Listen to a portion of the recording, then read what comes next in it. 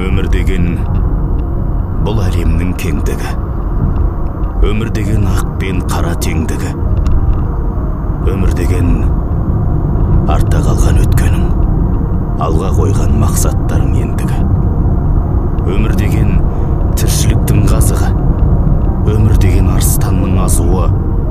Өмір деген сүрген сайын көретін маңдайында тұрған тағдыр жазуы. Өмір деген менмендікпен тасыну. Өмір деген құпияңды жасыру. Өмір деген сағат санап, сәт санап, қиялдағы арманыңа асығу. Өмір деген жақсы көру, жек көру.